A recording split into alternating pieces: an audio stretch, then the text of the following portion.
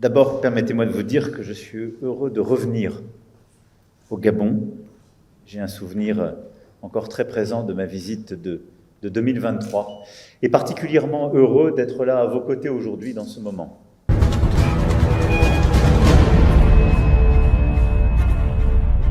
Votre programme d'information avec l'UIL, l'Université internationale de Libreville, le fleuron de la formation universitaire en Afrique.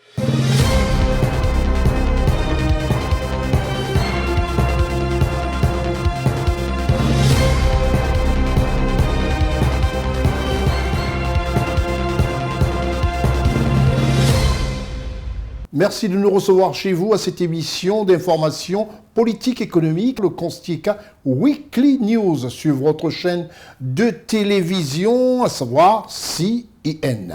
Madame, messieurs, je suis Constieka. Cette émission, qu'on peut considérer à juste titre comme un TGV, va parcourir la Côte d'Ivoire, le Tchad, le Cameroun, l'Angola, le Gabon, le Congo-Brazzaville, le Sénégal, le Togo. Ici, pas de polémique et surtout pas de place à l'information mitigée ou aux fake news. Nous vous donnons sur ce programme et sur cette chaîne de télévision qui se veut responsable rien que de l'information vraie.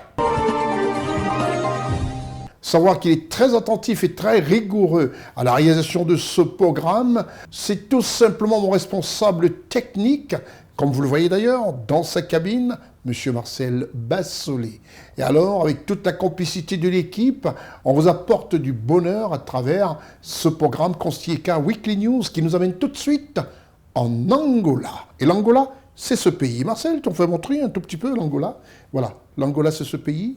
Un très beau pays d'Afrique centrale, et nous allons tout de suite à Luanda. À Luanda, 80 chefs d'État africains et européens étaient réunis dans cette capitale angolaise. Reportage CNN. Dès l'ouverture du sommet Union européenne-Union africaine, la présidente de la Commission européenne a clairement posé l'Europe comme le partenaire essentiel pour le continent africain, réaffirmant ainsi le rôle central de l'Union européenne dans les relations avec l'Afrique. Depuis notre dernier sommet en 2022, le contexte mondial s'est certes durci, mais les relations entre l'Afrique et l'Europe n'ont fait que se renforcer. L'Europe est le premier partenaire commercial de l'Afrique. Un tiers du commerce total de l'Afrique s'effectue avec elle. Et nous sommes le premier investisseur en Afrique, avec 240 milliards d'euros pour la seule année 2023. À Luanda, les échanges entre les chefs d'État se focaliseront surtout sur le paquet d'initiatives d'investissement proposé par la Commission européenne, un programme appelé Global Gateway qui envisage des aides pour la transition écologique et numérique ainsi que des investissements dans la croissance, l'emploi, la santé et l'éducation pour un montant total de 150 milliards d'euros. En Angola, toute l'Afrique débattra de la paix, de la sécurité et de la gouvernance, tandis que des partenaires se concentreront surtout sur les enjeux économiques. L'un des projets phares est le corridor de Lobito en bleu sur la carte, une liaison ferroviaire soutenue par l'Union européenne et les États-Unis d'Amérique. Des milliards d'euros d'investissement pour améliorer l'accès aux mines en République démocratique du Congo et de la Zambie, notamment pour répondre au développement du corridor Tazara à l'est. De ce côté, c'est la Chine qui a signé à la fin du mois de septembre dernier la réhabilitation du chemin de fer pour 1,4 milliard de dollars. Les Européens veulent saisir l'opportunité dans la région car les États-Unis d'Amérique ont pris de l'avance. Déjà sous l'ancien président Joe Biden, Lobito était devenu prioritaire, comme en témoigne la visite de l'ancien président américain en décembre 2024 sur les quais angolais avec les présidents congolais et zambiens. Sous Donald Trump, l'angle commercial s'est encore renforcé.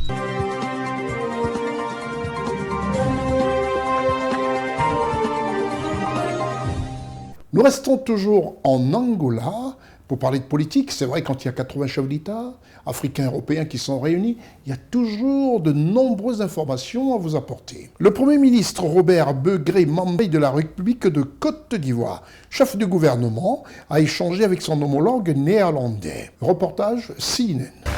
Le chef du gouvernement ivoirien, M. Robert Begré-Mombé, et son vis-à-vis néerlandais, M. Dick Schoof, ont échangé en marge des débats sur la coopération Afrique-Europe à Luanda. Les deux hommes d'État ont examiné les avancées commerciales entre les Pays-Bas et la Côte d'Ivoire, en particulier dans les domaines du transport maritime et de l'agro-industrie. Il existe cependant une possibilité d'agir davantage, indique le Premier ministre ivoirien, M. Robert Begré-Mombé. Le port d'Amsterdam est un partenaire privilégié du port d'Abidjan et du port de San Pedro. Ensuite, ils sont très forts dans l'horticulture. Vous savez qu'à Tibissou, ils ont un programme pilote majeur.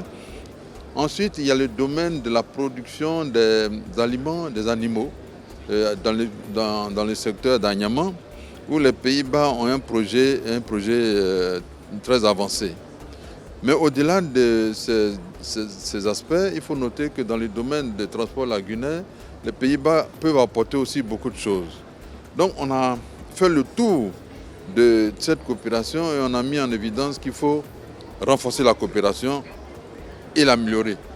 Densification et qualité, tel a été le leitmotiv de cette rencontre avec les Pays-Bas. La Côte d'Ivoire et les Pays-Bas collaborent depuis 1961. Malgré une légère diminution du volume des échanges commerciaux entre les deux pays, les Pays-Bas restent l'un des 5 principaux partenaires économiques de la Côte d'Ivoire au sein de l'Union européenne.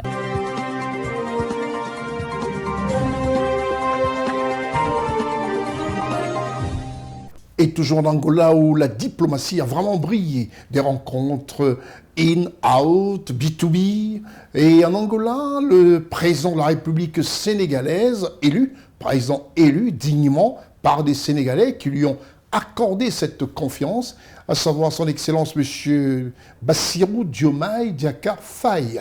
Lui a multiplié aussi des rencontres de très haut niveau à Luanda pour le bonheur du peuple sénégalais. Reportage CNN. En marge du sommet Union européenne-Union africaine, le chef de l'État sénégalais, son Excellence Bassirou Diomaye Faye, a eu un entretien avec son homologue de la République démocratique du Congo, son Excellence Félix-Antoine Tshisekedi. Cette rencontre bilatérale s'est déroulée dans le cadre des échanges officiels entre les deux présidents et a offert l'opportunité d'aborder en détail diverses questions d'intérêt commun entre Dakar et Kinshasa. Par ailleurs, les deux chefs d'État ont également échangé sur les principaux déficits et enjeux auxquels le continent africain est confirmé en identifiant des domaines où des actions communes pourraient être bénéfiques. Ils ont ainsi examiné des perspectives de concertation et de coordination entre pays africains, insistant sur la nécessité d'un travail collectif pour mieux répondre aux défis régionaux et continentaux. Le président de la République du Sénégal, son Excellence Bassirou Diomaye Faye, a également eu un entretien avec son homologue gabonais, son Excellence Brice Clotaire Oligui Nguema. Au cours de cette rencontre, les deux chefs d'État ont discuté des moyens concrets de renforcer et de consolider la coopération bilatérale entre le Sénégal et le Gabon, en examinant les secteurs et les mécanismes susceptibles de favoriser une collaboration plus structurée et durable. Enfin, les deux présidents ont souligné la nécessité d'unir leurs efforts pour faire face aux défis communs qui se posent à l'Afrique, en coordonnant leurs actions et en partageant leur expérience pour mieux répondre aux enjeux continentaux. Le renforcement de la coopération bilatérale ainsi que les principaux enjeux économiques, sécuritaires et technologiques ont constitué le cœur et l'essentiel des échanges entre le président de la République du Sénégal, son Excellence Bassirou Diomaye Faye, et le chancelier allemand, M. Friedrich Merz. Au cours de leurs entretiens, ces sujets majeurs ont été abordés en détail, chaque aspect ayant fait l'objet d'une attention particulière afin de mieux cerner les enjeux et d'identifier des axes de coopération concrètes. Les deux dirigeants ont par ailleurs évoqué les perspectives de partenariat à mettre en place pour soutenir les priorités du Sénégal et pour promouvoir une action concertée face aux difficultés contemporaines, en soulignant également la nécessité d'une coordination accumulée entre acteurs. Les échanges avec la Banque européenne pour la reconstruction et le développement ont porté sur les domaines de collaboration avec le Sénégal et sur les initiatives en cours dans plusieurs secteurs clés. Le Sénégal est devenu actionnaire de la Banque européenne de reconstruction et de développement et est devenu pays d'opération aussi depuis le mois de septembre. Donc on est en train de recruter une équipe sur place de banquiers et on va investir dans le pays, essentiellement dans le secteur privé, puisque notre mandat c'est surtout d'investir dans le secteur privé. pour soutenir la transformation énergétique, les investissements dans le domaine des infrastructures, mais aussi les investissements pour les PME, les entreprises dans le secteur manufacturier, etc. Donc on commence notre activité, on commence à avoir quelques projets et on échangeait d'une très bonne réunion avec le président qui m'a présenté ses priorités, les grands enjeux économiques et financiers du Sénégal et les grandes priorités sectorielles qu'il souhaite promouvoir et que le gouvernement met en place. Et donc on va nous financer, on va essayer de développer des projets, d'accompagner des investisseurs privés pour développer des projets qui contribueront au développement économique du pays. La Banque européenne pour la reconstruction et le développement est en train de s'établir au Sénégal, ce qui devrait améliorer sa présence et un soutien dans le financement du développement.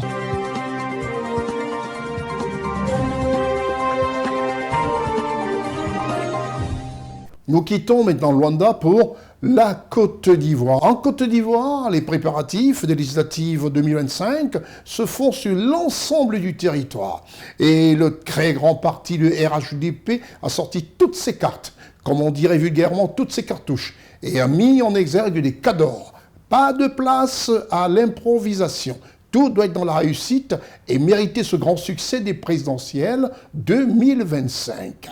Et en Côte d'Ivoire, le RHDP en rang serré pour les législatives 2025, avec une montée au créneau des cadors. Nous allons nous focaliser sur la commune d'Abobo, qui s'offrira à coup sûr un cadeau de fin d'année 2025 de très grande envergure avec une élection digne de ce nom.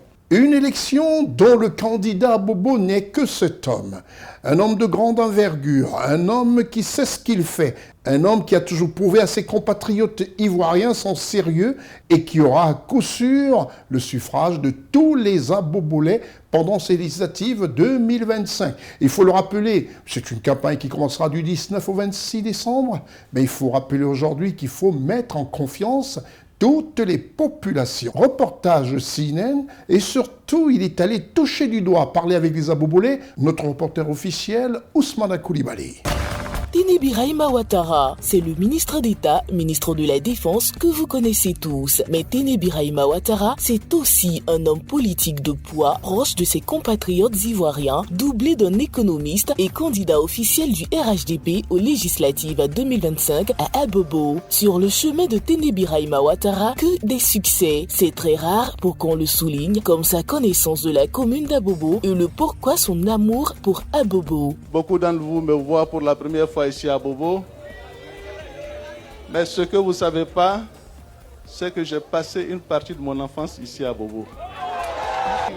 J'étais encore au cours Grand-Jean au plateau quand j'étais chez mon oncle ici, Feu Sissé Aboulaye, que beaucoup de gens ont connu, qui a après déménagé à Yopougon. Donc je peux me considérer comme un enfant d'Abobo. Oui, Abobo, c'est Adoland. Ténébiraïma Ouattara est en mission à Abobo pour contribuer à faire de la vraie première commune de Côte d'Ivoire l'exemple, le laboratoire de ce qu'il faut faire et pour les jeunes et les femmes de Côte d'Ivoire. Abobo, c'est pas n'importe quelle commune de Côte d'Ivoire. Abobo, c'est le Adoland. Ténébiraïma Ouattara est en mission à Abobo pour que le développement, qui commence toujours par les routes, les ponts, les écoles et les hôpitaux, soit aussi une réalité de tous les jours dans la maison de chaque Ivoirienne, de chaque Ivoirien. Ténébiraïma Ouattara est en mission à Abobo pour contribuer à changer la vie des Abobolais. Beaucoup de choses ont été faites ici à Abobo, que ce soit avec le maire Adama Tounkara, avec le maire Ahmed Bakayoko, paix à son âme, avec la présidente du Sénat, actuellement maire d'Abobo, et nous avons le devoir de la soutenir. Nous serons à l'hémicycle vos soutiens. Tous les projets qui seront présentés à l'hémicycle se feront après vous avoir consulté, après vous avoir eu votre consentement sur donc tout ce que nous pourrons entreprendre pour la Côte d'Ivoire, pour la commune d'Abobo. C'est ça, la nouvelle Côte d'Ivoire qui est en marche. La nouvelle Côte d'Ivoire qui vient. La nouvelle Côte d'Ivoire qui donne rendez-vous bientôt à chaque Ivoirienne et à chaque Ivoirien. Le rendez-vous du partage des fruits du développement et de la croissance que le président Ouattara a engagé avec force dans nos villes, nos communes, nos régions, nos districts ont besoin de toute la force de nos jeunes et de nos femmes pour réussir le développement de toute la Côte d'Ivoire. Je voudrais donc, en votre nom à tous, remercier le président de la République pour le choix qu'il fait sur nos modestes personnes pour représenter la commune d'Abobo. Et ici, je voudrais indiquer que nous n'avons pas droit à l'échec. On ne connaît pas le terme échec ici à Bobo parce qu'ici à Bobo, nous formons une et seule famille. Ceci est important. La vision du développement réel a besoin des bras et un grand chef pour la conduire. Téné Birahima Ouattara est un grand chef qui ambitionne le développement d'Abobo et prêt pour son développement total. Téné Birahima Ouattara, on te remercie beaucoup pour ta candidature. Je suis très contente que le RHDP ait choisi M. Téné Birahima pour plus développer. Abobo sera déjà bon. Je suis fier pour l'acceptation le choix de RHDP à Bobo, Téné Birahima Ouattara. Ça nous permettra d'envoyer un grand changement à Bobo, surtout l'organisation de la jeunesse. Nous sommes contents du choix du RHDP par rapport à Bobo parce que ils viennent de nous, on peut dire qu'ils viennent de nous prouver un peu qu'ils ne nous ont pas oubliés. Le RHDP a choisi Téné Birahima à Bobo ici. Il sait qu'il peut penser un peu à la jeunesse. Sentiment de joie, de savoir qu'il est notre candidat. Téné Birahima, sincèrement dit, je ne doute pas sur lui. Je suis sûr qu'il va rendre à Bobo plus que des meilleures communes. Vraiment, quand il s'agit de Téné Birahima, ça c'est déjà une bonne nouvelle. Parce qu'à Bobo, on a trop souffert. Donc nous avons besoin d'un vrai développement à Bobo. Notre sentiment est que nous sommes fiers avec M. Téné Birahima. Voilà, parce qu'il fait pour Abobo, tout est déjà bon. Abobo est zo. Abobo a besoin de Téné Birahima Ouattara pour son développement. C'est ça, la nouvelle Côte d'Ivoire qui vient. De la même manière que nous avons, de manière si belle, remporté l'élection présidentielle ici dans la commune d'Abobo, nous comptons sur vous pour que ceci soit le cas au soir du 27 décembre 2025.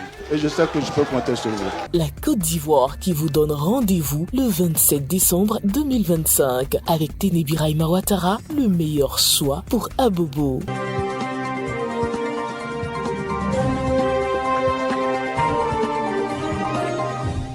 Eh oui, je parlais de cet homme, M. Téné Birahima Ouattara. Et vous comprendrez pourquoi. Parce qu'aujourd'hui, partout dans le monde et sur la planète, on parle de la Côte d'Ivoire. On parle de ses réussites, du succès de ses institutions. Et quand on voit aujourd'hui des hauts cadres des armées qui choisissent la Côte d'Ivoire pour des stages, des formations, on comprend, et vous verrez dans ce reportage qui va suivre, ce que disent ces grandes personnalités des armées à travers le monde qui se sont réunies à Zambakro en Côte d'Ivoire. Et la raison était simple, c'était la rentrée académique 2025-2026 à l'Académie des Forces armées de Zambakro. Voilà un élément qui va enorgueillir plus d'un Ivoirien. Reportage CNN. L'Académie des Forces armées de Zambakro a accueilli les auditeurs des 15 pays d'Afrique et d'Europe dans cette sous-préfecture située à un quart d'heure par route de la ville de Yamoussoukro en Côte d'Ivoire. Cette circonstance marque la rentrée académique 2025-2026 au titre du 7e cours d'études supérieures de défense qui attire ses nombreux participants des pays frères et amis, comme nous l'atteste ici M. Lefebvre de Saint-Germain, chef de bataillon armée de terre française. J'ai été attiré par l'armée ivoirienne en pleine montée en puissance, en train de se transformer à vitesse grand V, donc ça m'a attiré, puisque évidemment lorsqu'on arrive à se réformer si vite, c'est qu'il y a des chefs derrière capables d'imposer une volonté et qui ont une vision. La raison de sa présence en terre ivoirienne force l'admiration, comme nous l'atteste ici le lieutenant-colonel Noumi Duval, pilote de l'armée de l'air camerounaise. J'ai choisi la Côte d'Ivoire pour effectuer mon école de guerre pour plusieurs raisons. Nous avons un encadrement professionnel et l'environnement de travail est approprié pour que nous puissions donner le meilleur de nous-mêmes. Le terme de la leçon inaugurale de cette rentrée académique était, et je cite, « Les forces armées africaines, facteurs d'unité et de résilience nationale au service de la bonne gouvernance », comme nous le rassure le professeur et conférencier M. Ousmane Zina. Les éléments d'une armée acteur de la bonne gouvernance se trouve dans la professionnalisation de l'armée, dans le climat des affaires rassurant, dans le développement du nexus sécurité et développement.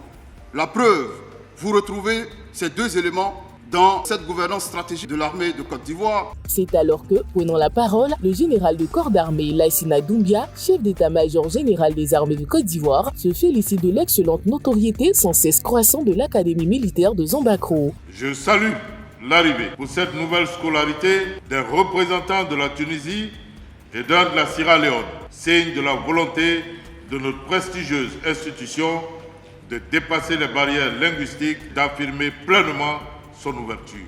La participation du Collège royal de l'enseignement militaire supérieur du Maroc et de l'Institut de défense du Sénégal aux exercices de planification opérationnelle du CESD viendra consolider la reconnaissance croissante de ce temple du savoir au sein des réseaux internationaux de formation stratégique. À titre de rappel, l'Académie des forces armées de Zambakro, en sigle AFA, prépare les futurs officiers aux réalités de l'armée sur le terrain.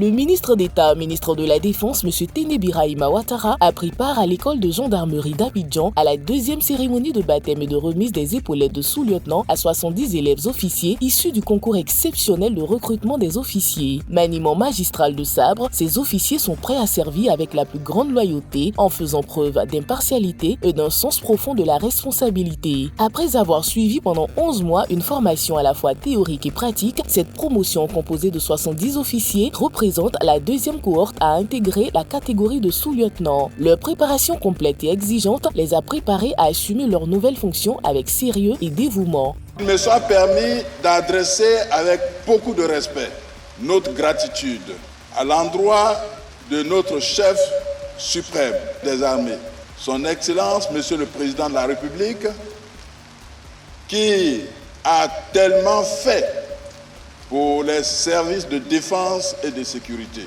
qui a une attention particulière pour ces hommes et qui nous fait avancer à grands pas. Le parrain de cette promotion, le général de corps d'armée Gervais Kwaku Kwasi, ancien commandant supérieur de la gendarmerie nationale, a pour sa part pris soin d'énoncer clairement des directives et orientations à ses filleuls, précisant avec fermeté les lignes de conduite et les objectifs qu'il attend d'eux. Je voudrais pour cela vous inviter à être des modèles dans votre travail de tous les jours et évoquer avec vous quelques valeurs cardinales qui devraient définir votre ligne de conduite en tout temps, en tout lieu et en toutes circonstances.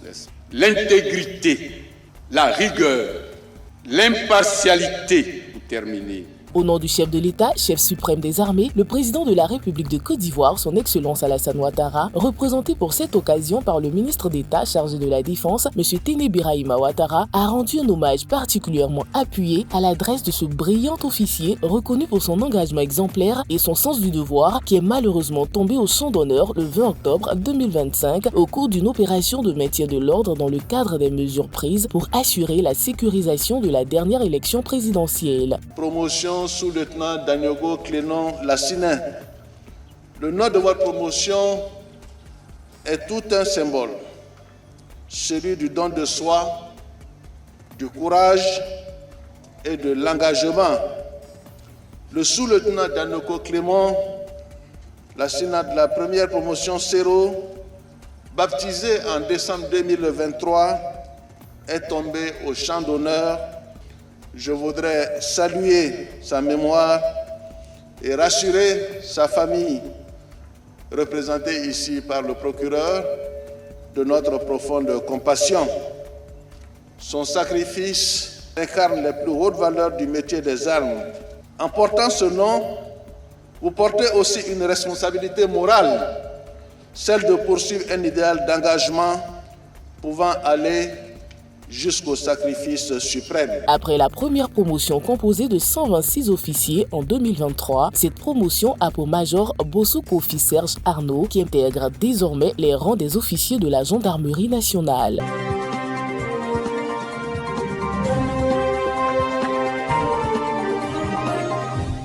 Nous restons toujours en Côte d'Ivoire, mais je vais demander à Marcel, le chef cuisinier de ce programme, de nous présenter un peu l'intérieur de Côte d'Ivoire. Pas Abidjan cette fois-ci. Voyons un peu le nord de Côte d'Ivoire. Pour ceux qui veulent, pour les fêtes de fin d'année, venir ici, se divertir, faire du tourisme. Voilà ce que vous réserve le nord de Côte d'Ivoire.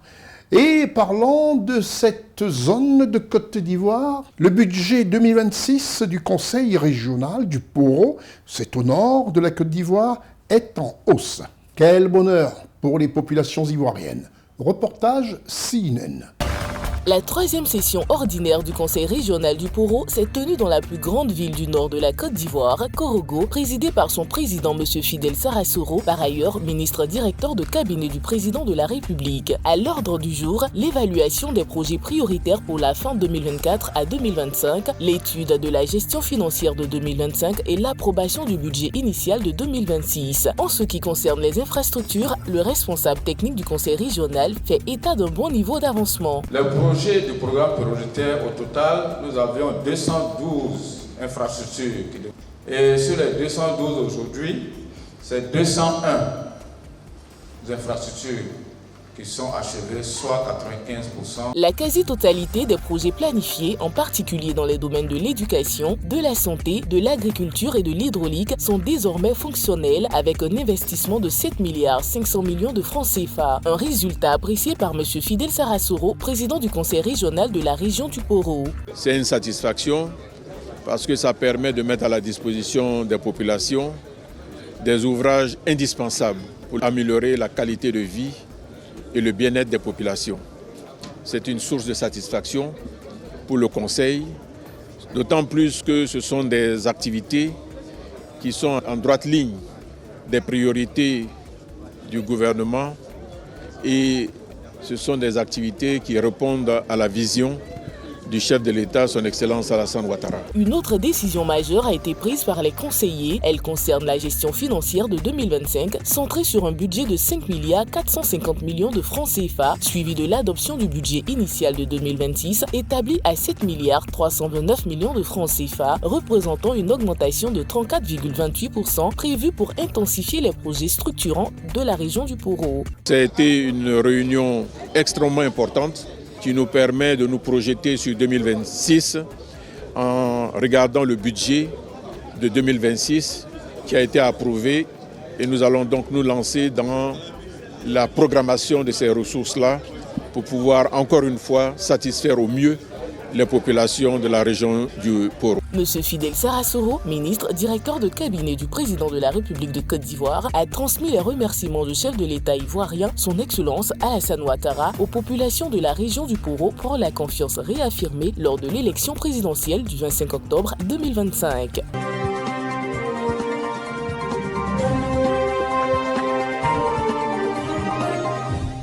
Notre devoir dans ce programme et sur notre chaîne de télévision est de vous apporter de l'information vraie, histoire de donner envie à tous nos jeunes, à tous nos enfants de faire des brillantes études dans nos meilleures écoles. Il y en a dans nombreux pays, mais une se distingue, l'Université internationale de Libreville, qui est officiellement notre partenaire. L'Université internationale de Libreville, reconnue d'utilité publique grâce à son partenariat avec l'État, est un établissement privé d'enseignement supérieur à vocation scientifique et technologique composé, entre autres, de l'École polytechnique de Libreville, de la Faculté de droit et des sciences politiques, de l'Institut international de recherche biomédicale et biotechnologie, de l'Institut supérieur de gestion et d'économie appliquée, et de l'École de médecine et de pharmacie. Ouverture de la nouvelle École supérieure des sciences agronomiques, en sigle ESSA, et ses filières d'agronomie à l'IUL-BJ dès la rentrée universitaire 2025-2026. Son ouverture sur le monde du fait de ses partenariats avec les prestigieuses universités et institutions internationales lui permettent de s'arrimer à plusieurs systèmes de formation et de délivrer des diplômes reconnus. DUT, licence, ingénieur, master recherche et professionnel, exécutive MBA, doctorat. Venez vous former à l'exécutive MBA de l'UQAM Canada au métier de l'économie, gestion, du droit et de la science politique, de l'industrie médicale et pharmaceutique. Devenez technicien supérieur ou ingénieur à l'Université internationale de Libreville, le fleuron de la formation universitaire en Afrique.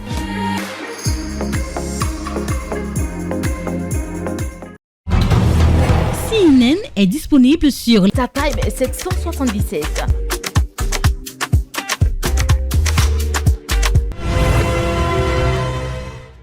À partir du 1er décembre 2025 à 10h et durant tout le mois de décembre, le roi de la télé vous offre quelques émissions pépites en souvenir sur CNN, disponibles sur les 777 du bouquet StarTime, sur de nombreux bouquets et online en cliquant sur cnntv.ci. Vivez durant le mois de décembre 2025 la télé sur CNN comme nulle part ailleurs. Quittons un tant soit peu Libreville avec toutes ces informations sur la Côte d'Ivoire. Nous allons parler maintenant du Cameroun. Le Cameroun, où la cérémonie officielle d'ouverture du Salon maritime et portuaire d'Afrique a brillé de mille feux pour le développement d'une économie bleue. En reportage CNN Cameroun. La maison du parti de Bonanjo, située dans le premier arrondissement de la ville de Douala, a servi de cadre le mardi 25 novembre 2025 à la cérémonie d'ouverture du salon consacré aux activités maritimes et portuaires d'Afrique. Placé sous le très haut parrainage du président de la République du Cameroun, son Excellence Paul Biya, et à l'initiative du cabinet Centimètre Cube. Ce salon qui rassemble les experts des questions maritimes et portuaires, des partenaires et des autorités administratives, des cabinets d'expertise, des étudiants et bien d'autres personnalités ambitionne de promouvoir la stratégie nationale de l'économie bleue prescrite par le chef de l'État camerounais, son Excellence Paul Biya. Le Cameroun dispose d'une stratégie nationale de l'économie bleue prescrite par le chef de l'État. Et dans le cadre de cette stratégie, nous devons atteindre certains objectifs qui cadrent avec les objectifs de développement durable des Nations Unies.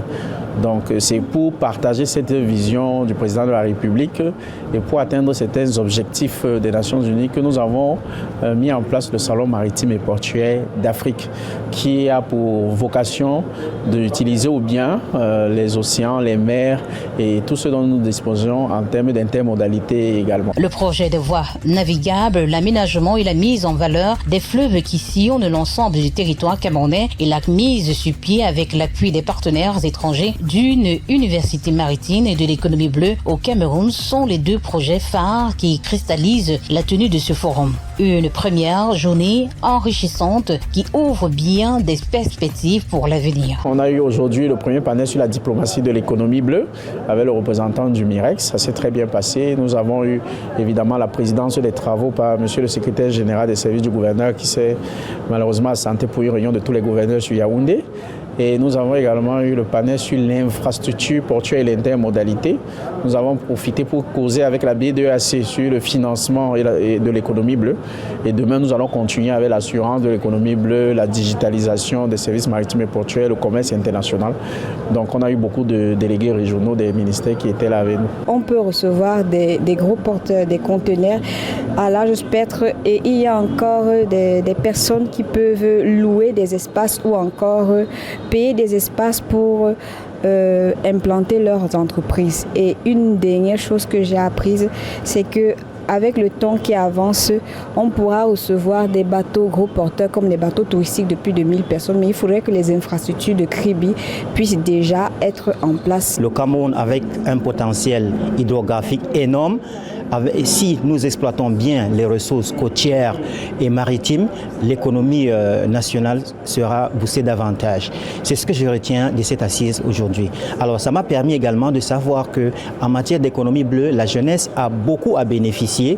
Par exemple, il y a au niveau du MINREX beaucoup de projets qui sont actuellement en train d'être maturés.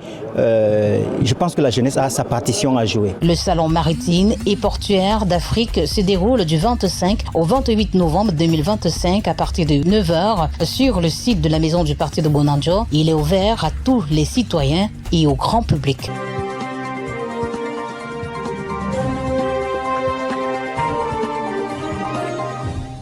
Et toujours en bon chasseur d'images au Cameroun, Stéphane Négou, on va vous proposer une autre information qui touche le Cameroun et celle-là d'un brillant ministre du gouvernement camerounais, à savoir monsieur Paul Atanga Ndji, qui est considéré un peu dans les rues du Cameroun comme monsieur Moulinex. Vous savez ce que c'est qu'un Moulinex? c'est un broyeur. Et quand on s'occupe de la sécurité dans un pays comme le Cameroun et comme dans tout pays d'Afrique, il faudrait que nos jeunes s'abstiennent de commettre des erreurs et d'aller contre des institutions et souvent commettre des bavures. La déclaration du ministre de l'administration territoriale lors de l'ouverture de la 2e conférence semestrielle des gouverneurs des régions. Vous verrez avec quelle rigueur le ministre s'exprime et veut faire prendre conscience à tout un chacun. Reportage Stéphane Higou pour CNN.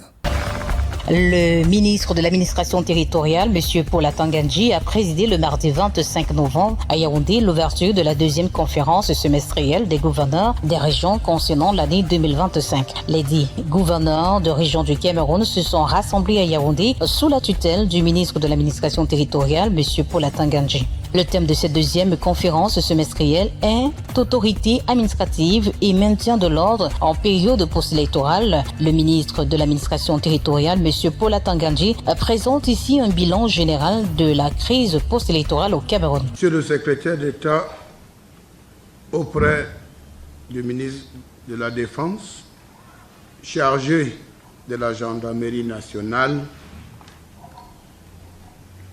Monsieur le délégué général à la Sûreté nationale, représenté par Monsieur le secrétaire général, Messieurs les gouverneurs des régions, Monsieur le préfet du département du Fundi, Monsieur le maire de la ville de Yaoundé, distinguées personnalités, Mesdames et Messieurs, sur très hautes instructions de son Excellence Monsieur Paul Biya, président de la République, chef de l'État, chef des armées, j'ai l'honneur de présider ce jour l'ouverture des travaux de la 2e conférence semestrielle des gouverneurs des régions au titre de l'année 2025. Travaux placés sur la thématique générale autorité administrative et maintien de l'ordre en période post-électorale. Les rapports présentés par le CED et le DGSN seront très utiles pour la suite de nos travaux.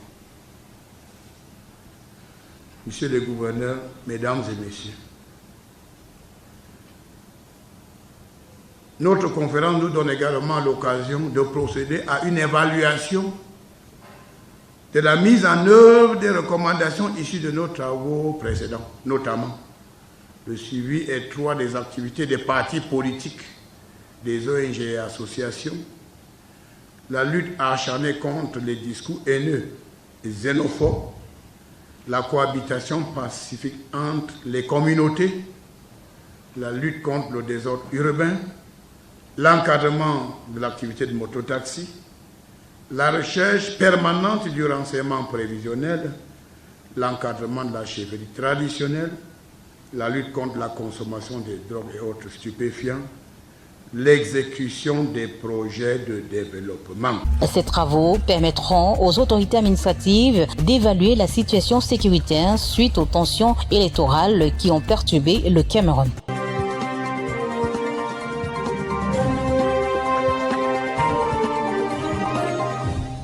Nous restons encore un temps soit peu au Cameroun où l'information bouge de mille feux. La 2e conférence des gouverneurs de région, un sujet crucial à l'ordre du jour, a été mis lors de cette conférence, à savoir la situation sécuritaire au Cameroun. Reportage CNN. Relié à Yaoundé le 25 novembre 2025 pour la 2e conférence semestrielle des gouverneurs de l'année 2025, le quota de l'administration territoriale s'est penché en profondeur sur la situation sécuritaire au Cameroun à l'approche des fêtes de fin d'année, faisant le point sur la crise post-électorale. La sécurité à l'extrême nord à date est revenue à la normale, pour tout dire. La population va qu'à ses occupations. Les écoles sont ouvertes, les examens des fins des trimestres ont déjà commencé. Les commerçants ont renoué avec leurs boutiques, les populations également. Les cultivateurs sont dans leurs champs. Nous avons enregistré des violences post-électorales dans la région de l'Ouest, notamment dans les villes de Banka, Bafang, Tchang et moindre mesure du côté de Bouddha. Mais je peux vous dire que Au jour d'aujourd'hui, les activités ont repris globalement. Chacun est en train de mener à bien ses activités quotidiennes. Et je peux vous dire que nous sommes en train de préparer les fêtes de fin d'année dans la sérénité et dans le calme, ainsi que les élections au conseil régional qui sont attendues dans les prochains jours. La paix et la tranquillité, tels sont les objectifs de la deuxième conférence semestrielle des gouverneurs de région pour l'année 2025, axée sur le thème de l'autorité administrative et du maintien de l'ordre durant la période post-électorale. Cette rencontre à laquelle a pris part le gratin de l'administration territoriale ainsi que la gendarmerie et la police était présidée par le ministre camerounais de l'administration territoriale Paula Tanganji, qui a souligné avec de regret les actes de violence survenus après l'annonce des résultats du scrutin présidentiel du 12 octobre 2025 au Cameroun. Le ministre camerounais de l'administration territoriale a précisé que ces travaux permettront la mise en place des mesures strictes et appropriées afin d'assurer que le Cameroun conserve sa cohésion sociale traditionnelle. Il a ajouté que des dispositions seront prises en vue de préserver l'unité et la stabilité du Cameroun à l'approche des grandes effervescences des fêtes de fin d'année. Nous n'avons pas eu d'incidents, de troubles post-électoraux dans notre circonscription. C'est parce que les populations du Sud sont attachées à la paix. Les populations du Sud sont hospitalières et c'est pratiquement un laboratoire de vivre ensemble. Nous allons continuer à maintenir cette réputation après les élections régionales et après les élections présidentielles. Nous allons entrer dans la période des festivités de fin d'année. Là encore, les dispositions vont être prises pour que les populations passent les fêtes de fin d'année dans l'ordre, la sécurité, même la sérénité. Les gens doivent travailler, il faut produire. Si vous voulez manger, si vous voulez vous habiller, il faut produire. Donc les gens sont retournés au travail. Nous avons pris les mesures habituelles de police pour que, si vous voulez, il faut protéger le pays, renforcer les contrôles aux frontières, multiplier les contrôles à l'intérieur, mobiliser les comités de vigilance pour que les fêtes d'année se célèbrent dans le calme, la tranquillité et la joie. La félicité comme idéal républicain, même dans un contexte qui impose la mise en place d'un dispositif sécuritaire spécifique, reste au centre des préoccupations gouvernementales. Il convient donc de donner la priorité aux travaux tout en veillant à ce que l'ordre prévale sur l'ensemble du territoire national camerounais.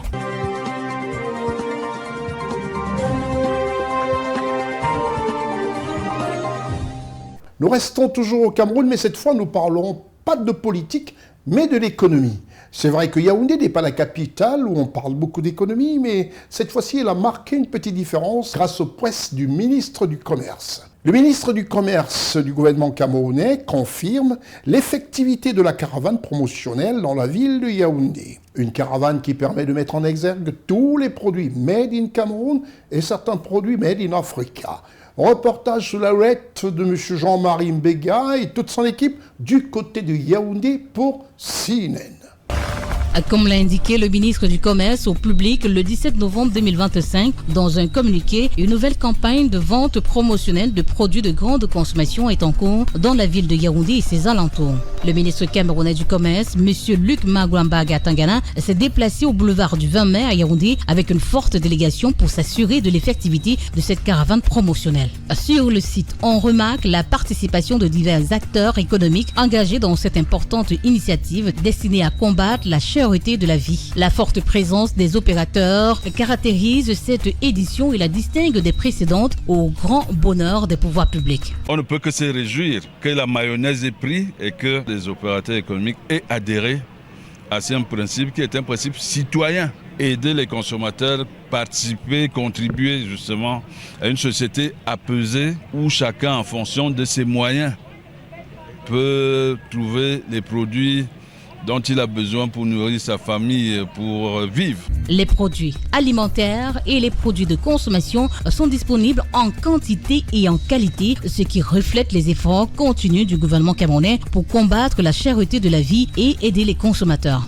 En outre, les tarifs des articles sont à la portée de toutes les bourses. Quand vous voyez quand même des prix, vous avez un sac de riz de 50 kg à 15 000 francs. Comparaison n'est pas raison. Mais allez regarder ailleurs, chez certains voisins, le sac de riz de 50 kg coûte pas loin de 30 000. Vous l'avez ici, pour un type de riz évidemment, vous l'avez à moitié prix. C'est bien plutôt. Grâce à cette promotion du ministère du Commerce, les ménages à faible revenu pourront désormais faire leurs courses à moins de coûts pour les fêtes de fin d'année. Le mois de décembre arrive, on appelle déjà ça vite fait. Parce que c'est le mois de décembre où enfin certains ménages peuvent manger la viande, le poisson, parce que grâce à cette promotion du Mincommerce, nous pouvons avoir du riz moins cher. Bientôt, vous verrez les gens faire la queue là, parce que j'ai découvert un riz là-bas à 15 000 francs, 50 kilos. Alors quand les gens sauront ça, ils vont courir. Les consommateurs n'ont aucune raison de s'inquiéter car cette opération dure 2 mois, ce qui leur permettra de s'approvisionner sans restriction durant les fêtes de fin d'année et même après. Que les gens adhèrent dans la durée. Vous savez, on avait commencé, ça durait 2 semaines. Là, nous sommes partis pour cette édition. Nous sommes partis 2 semaines en avance par rapport aux éditions de fin d'année. Nous avons commencé tôt et nous allons terminer tard. Nous allons terminer à la fin de la première décade du mois de janvier. Donc il y a 2 mois pleins où les consommateurs pourront venir et pourront s'approvisionner sans restriction. Les consommateurs sont invités à profiter pleinement de cette campagne lancée le 18 novembre 2025, déployée dans toutes les régions, y compris les localités intérieures via une caravane itinérante.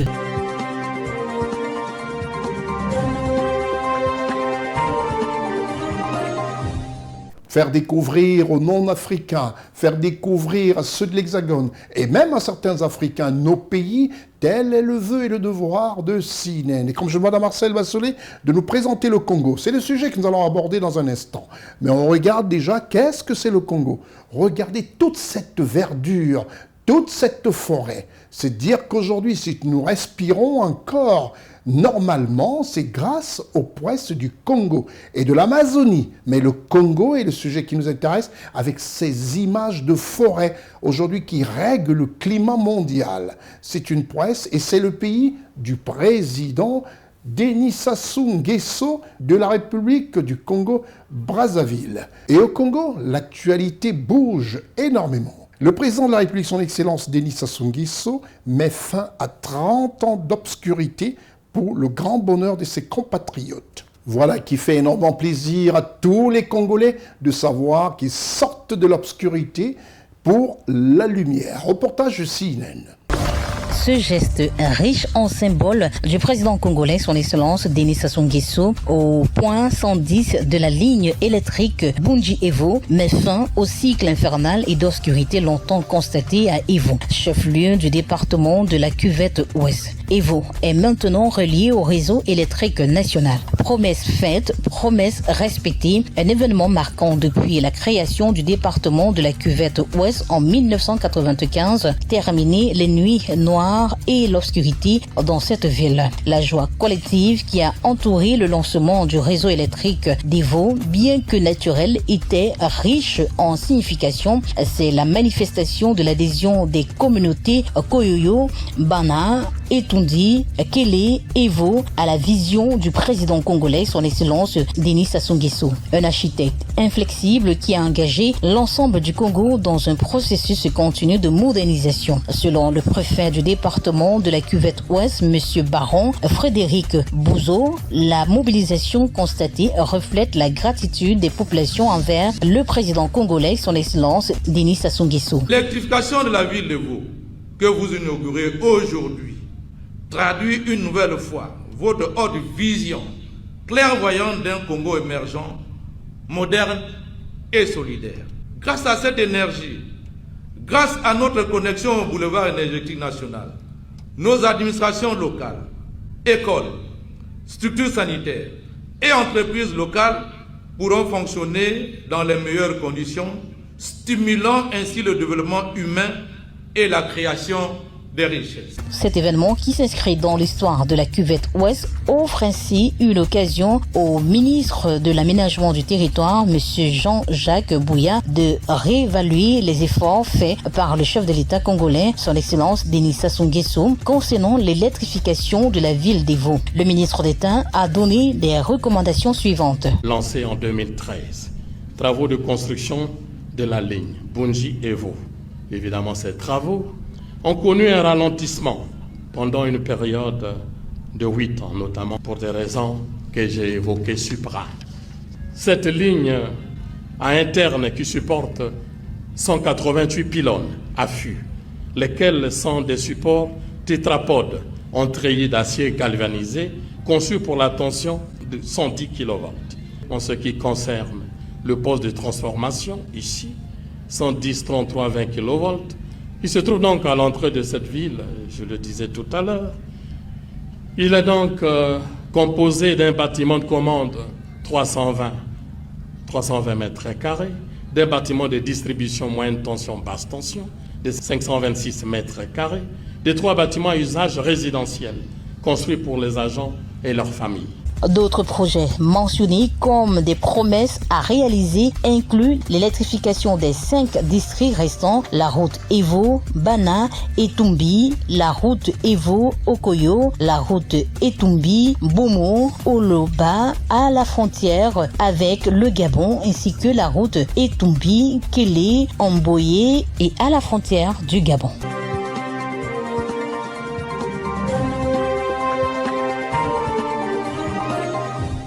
Il n'y a pas que sortir de l'obscurité pour la lumière. Le vœu et le désir fort du président Denis Sassou Nguesso, chef de l'État congolais, est de préserver la santé de ses compatriotes. Et là, il a tout simplement inauguré dans son pays, au cœur du Congo, un hôpital ultra moderne pour le plaisir des Congolais, surtout pour préserver leur santé.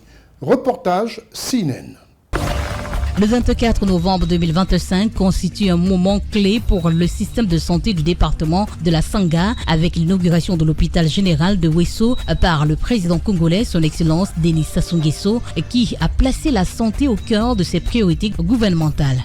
Pour garantir l'accès à des soins de qualité aux Congolais en améliorant le système de santé. La perspective du président congolais, son Excellence Denis Sassou Nguesso, est d'assurer l'accès universel aux soins de santé pour tous, de diminuer la mortalité et de combattre les inégalités en se basant, bien sûr, sur les facteurs déterminants de la santé. Lors de cette cérémonie majestueuse, le préfet du département de Sangha, M. Edouard Denis Okuya, tout en souhaitant la bienvenue à son Excellence Denis Sassou Nguesso, a incité le personnel médical à faire preuve de professionnalisme et à protéger cet hôpital général. Notre vœu le plus ardent est que dans ce magnifique édifice s'y donnent des prestations de bonne qualité autour des principes de vie et de déontologie que les médecins, infirmiers, infirmières, assistants sanitaires et autres, techniciens ou assimilés, qu'ils aient tous les yeux et la conscience rivés sur ces valeurs humaines, de sorte que toutes les personnes qui y entrent à cause de la maladie en sortent guéries et chantent l'hymne de la vie. Pour sa part, le ministre de la Santé et de la Population, M.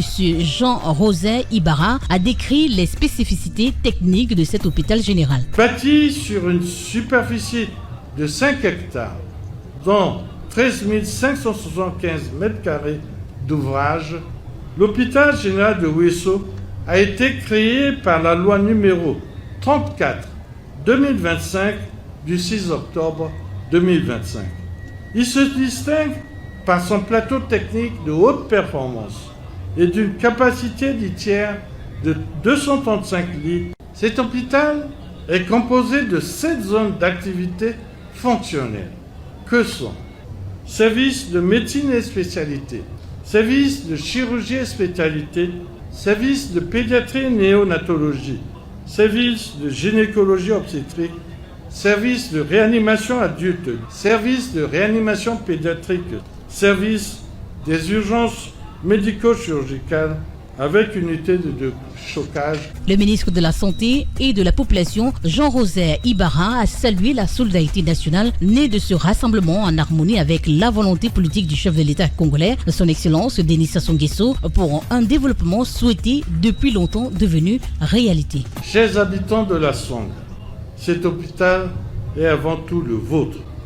Il est né de votre patience, de votre espérance et de votre droit légitime à une santé de qualité. Comme le dit un ancien proverbe bantou, l'homme est homme par les autres. C'est ensemble, unis dans la solidarité, que nous ferons vivre la santé et la dignité humaine. Il apportera plus de sécurité aux mères, plus de chance aux enfants, plus de dignité aux malades et plus de sérénité à tous. Une infrastructure médicale de référence construite selon les standards internationaux destinée à offrir des soins de santé de qualité, réduire les inégalités territoriales et sauver des milliers de vies chaque année.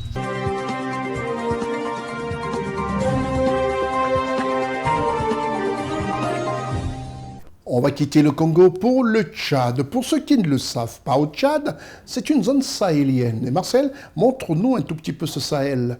Regardez comment c'est beau. Et c'est le Tchad. On peut y arriver, faire du tourisme, du safari, et ça fait énormément plaisir. Et c'est ça l'Afrique. L'Afrique est riche de ses richesses, dotée par le Tout-Puissant. Au Tchad, son Excellence le maréchal Mahamat Idriss Déby Itno a accordé une audience à M. Mamadou Issoufou, ancien président de la République du Niger.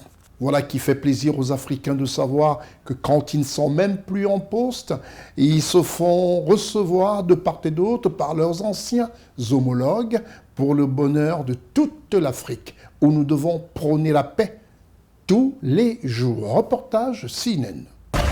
Le président de la République du Tchad, le maréchal Mahamat Idriss Déby Itno, a accordé une audience à l'ancien président de la République du Niger, champion de la Grande Muraille Verte pour l'Union africaine, M. Mahamadou Issoufou. Les discussions ont porté essentiellement sur la mobilisation des ressources pour la mise en œuvre des projets et programmes en faveur de la Grande Muraille Verte ainsi que la paix et la sécurité dans l'espace Sahel. Créée en 2002, l'agence panafricaine de la Grande Muraille Verte mise sur le carnet d'adresses, l'expertise et l'expérience avérée du champion de la Grande Muraille Verte pour l'Union africaine, l'ancien président de la République du Niger, M. Mahamadou Issoufou, pour une mobilisation de financement durable pour la mise en œuvre des projets et programmes de la GMV dans les 11 pays membres. Le 24 novembre 2025, le champion de la Grande Muraille Verte pour l'Union africaine, Mahamadou Issoufou, est venu évoquer la question avec le président de la République du Tchad, le maréchal Mahamat Idriss Déby Itno, qui est aussi un avant-gardiste de l'environnement. Outre la mobilisation des ressources en faveur de la Grande Muraille Verte, les discussions entre les deux personnalités qui ont duré 2 heures en présence du ministre directeur du cabinet civil du chef de l'État tchadien, le docteur Idriss Saleb Bachar, et du conseiller diplomatique du président de la République du Tchad, M. Ahmed Kogri, ont porté également sur la sécurité et le développement dans l'espace Sahel. En sa qualité de président en exercice du comité permanent interétat de lutte contre la sécheresse dans le Sahel, le maréchal Mahamat Idriss Déby Itno a décliné au cours des discussions les priorités du Sahel en matière de sécurité, de développement et de protection de son couvert végétal, insisté pour une synergie d'action de différentes initiatives en cours.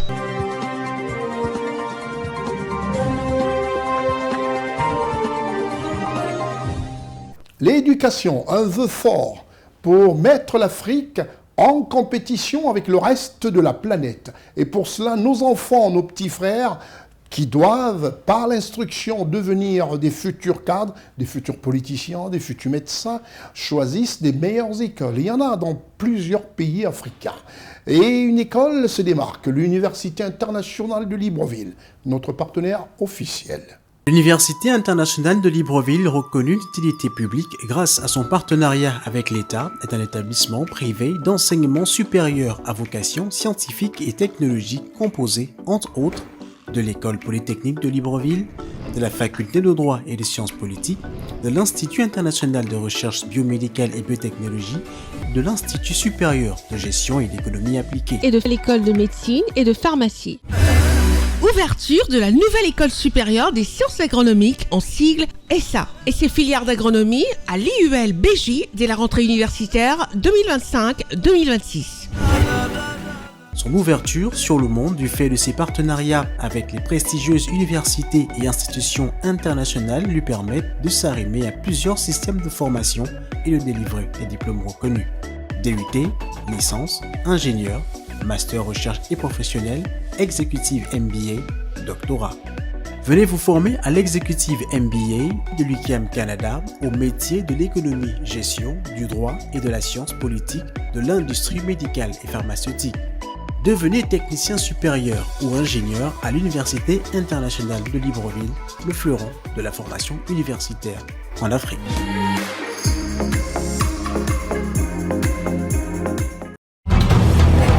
CNN est disponible sur StarTime 777.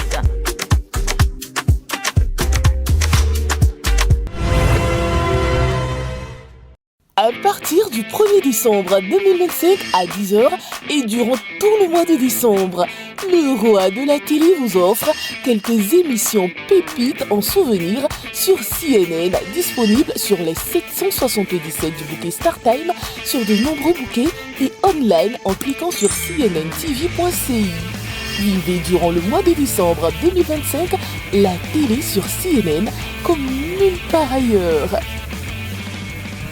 Cette université qui a plusieurs pôles représentatifs, on parle de politique, là-bas on parle de droit, on parle de fiscalité, on parle d'agronomie, on étudie tout et quand on sort, on est apte tout de suite à être efficace pour le travail en société, le travail pour le plaisir de nos pays africains.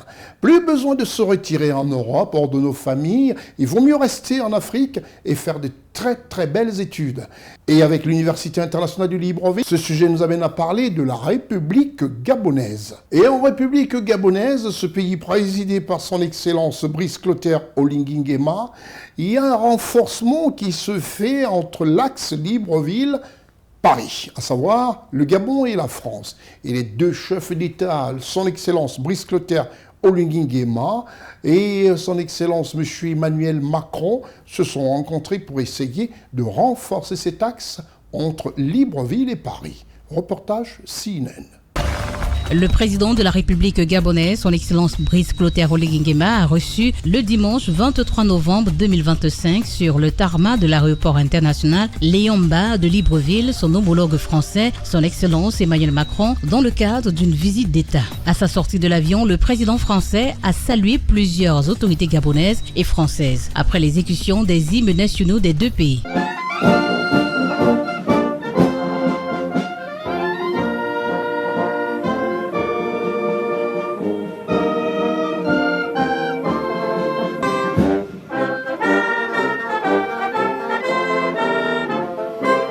Les deux personnalités ont passé en revue les troupes, salué les personnalités militaires présentes à l'aéroport et ont assisté à un défilé militaire pédestre au retentissement des 21 coups de canon pour accueillir l'invité de marque. Cette première visite du président français depuis l'avènement de la 5e République gabonaise s'inscrit dans une dynamique diplomatique entièrement renouvelée. Elle se manifeste dans un cadre où le président gabonais, son Excellence Brice Clotaire Oligui Nguema, renforce la stabilité institutionnelle du Gabon et redéfinir les relations extérieures du pays sur la base de la souveraineté, du respect mutuel et d'une coopération équilibrée. Plus tard, au palais Rénovation à Libreville, les deux dirigeants se sont de nouveau concertés et ont animé un point de presse à la fin de cette concertation. Monsieur le Président de la République française, distingués invités, mesdames et messieurs, c'est avec un profond honneur et une grande joie que le peuple et le gouvernement gabonais vous accueillent aujourd'hui. À l'occasion de cette visite officielle qui illustre la solidité des liens d'amitié et de respect mutuel entre nos deux nations.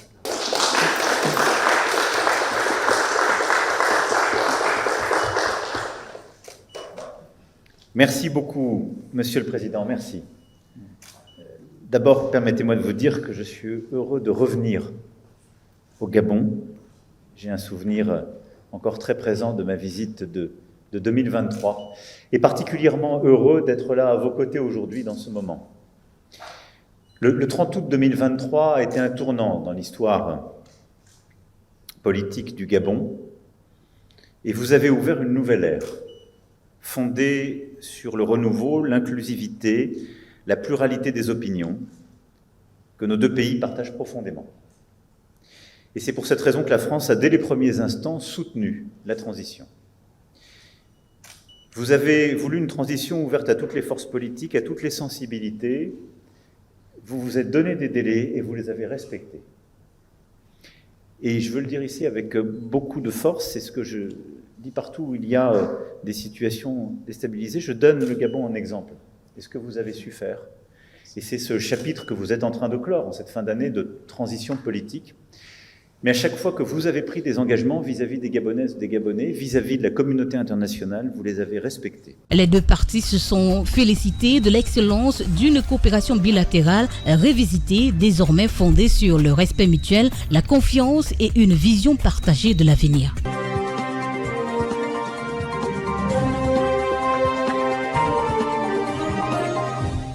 Nous quittons le Gabon, ce pays d'Afrique centrale, qui a reçu en visite officielle son Excellence, le président français Emmanuel Macron, pour un autre pays, mais celui-là un tout petit pays, pas sa superficie, mais un très grand pays qui compte en Afrique, le Togo. Le Togo, c'est en Afrique de l'Ouest et c'est présidé par son Excellence Faure Essosimba Yassimbe. Au Togo, l'examen du projet de loi des finances 2026 reflète l'engagement constant du gouvernement togolais pour le bonheur de ses compatriotes. Reportage CNN. Le projet de loi de finances 2026 du Togo est en examen par la Commission des finances de l'Assemblée nationale. Le budget prévisionnel de l'État affichant une augmentation de 14,4% par rapport au budget de 2025. Le budget de l'État pour l'année 2026 est estimé à 2740,7 milliards de francs CFA. De ce fait, 48% de ce budget seront alloués aux dépenses sociales. Cela reflète l'engagement constant du gouvernement togolais à améliorer les conditions de vie et le cadre de vie des citoyens. Les secteurs prioritaires ont été annoncés. L'éducation, la santé. Il faut faire un clin d'œil à l'AMU, l'assurance maladie universelle, qui prend une place importante dans ces secteurs sociaux. L'accès à l'eau, etc. Aussi, le budget met une place importante pour les infrastructures, pour les investissements liés à la croissance. Parce que quand on n'a pas les richesses, on ne peut pas les partager. Or, la caractéristique la plus importante de nos budgets ces dernières années, c'est l'inclusion. Le travail que fait le président du Conseil depuis quelques années, c'est un travail de fond qui permet d'insuffler une certaine base solide à l'économie. Le gouvernement a soumis le projet de loi de finances 2026 à l'Assemblée nationale où il est actuellement examiné par la Commission des finances de l'Assemblée nationale. Les parlementaires, dans leur rôle de surveillance de l'action gouvernementale, examinent attentivement la mise en œuvre des divers projets. L'Assemblée nationale a les prérogatives de suivre l'exécution du budget parce que la loi oblige le gouvernement à soumettre à l'Assemblée nationale l'exécution trimestrielle. Ça, c'est la première chose. C'est le premier instrument. Mais l'Assemblée nationale a aussi les prérogatives d'aller sur le terrain pour suivre ce qu'elle a adopté. Devant les représentants du peuple, le ministre des Finances et du Budget présente les principales lignes directrices du budget pour l'exercice de l'année 2026. Le premier élément est que le gouvernement a pris en compte la nécessité de mobiliser davantage les ressources internes. Le deuxième élément qui caractérise ce projet de budget, c'est la rationalisation des dépenses de fonctionnement. Le gouvernement a estimé que ces dépenses devaient être rationalisées dans la proportion de 20 à 30%. Le troisième élément, c'est que vous aurez à étudier un projet de budget de transition. Ce budget donc prend en compte l'achèvement des projets qui sont contenus dans la feuille de route. Cette fois, l'examen du projet de loi de finances 2026 se déroulera en collaboration avec le Sénat.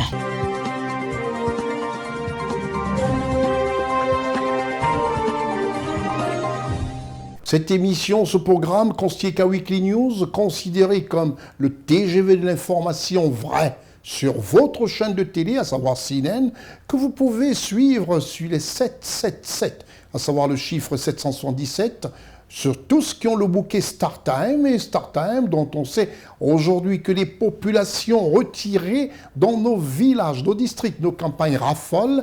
Et sur 777 StarTime, vous avez votre programme et votre chaîne de télévision CNN. Et ce programme, vous pouvez le suivre ainsi que d'autres. Et sans omettre aussi, pour ceux qui sont même 10 mètres sous le métro, de pouvoir aller sur cnntv.ci, vous avez votre chaîne de télévision CNN. Et si vous êtes féru d'informations africaines vraies, 24 heures sur 24, vous cliquez www.ciwebinfo.ci, vous êtes servi. Nous allons parler encore du Congo. Le Congo, présidé par son Excellence, M. Denis Sassou Nguesso, chef de l'État. Un chef d'État qui rassure son peuple congolais. Et là-bas, l'ONU en a fait des choses. L'ONU et le président. On va en parler. L'ONU et son Excellence, M. Denis Sassou Nguesso, chef de l'État congolais, unissent leurs forces pour stabiliser la région des Grands Lacs. Voilà ce que c'est qu'un leader, un chef d'État qui prend les dispositions, pas exclusivement pour son pays, mais pour toute une région, à savoir la région des Grands Lacs.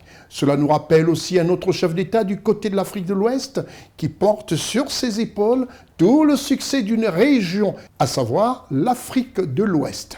Reportage CNN.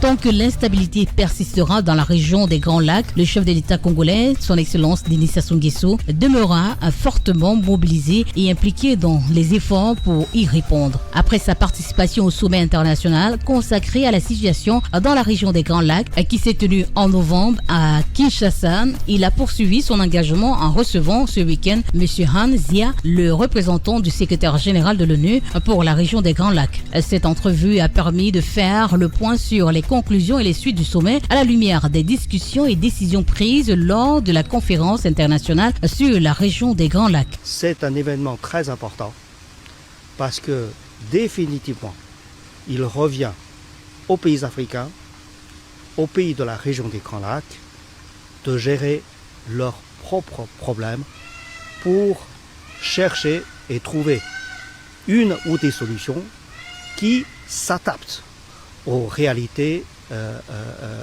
matérielles sur le terrain. La situation dans l'est de la République du Congo, l'un des pays des Grands Lacs, inquiète de nombreux observateurs. Deux processus sont en cours, à savoir le processus de Doha et le processus de Washington. Le représentant du secrétaire général de l'ONU pour la zone des Grands Lacs plaide pour davantage de synergie d'action en tenant compte des initiatives de l'Union africaine. Les deux processus, notamment le processus de Washington, repose sur les acquis des processus régionaux, notamment ceux du processus de Luanda. Et donc, on y voit cette complémentarité entre les efforts de paix africains et extérieurs. Et donc, aujourd'hui, il est temps de mettre davantage en valeur la synergie de ces efforts. Le représentant du secrétaire général de l'ONU pour la région des Grands Lacs, M. Han Zia, en poste depuis janvier 2019, a antérieurement été ambassadeur de la République populaire de Chine en République démocratique du Congo.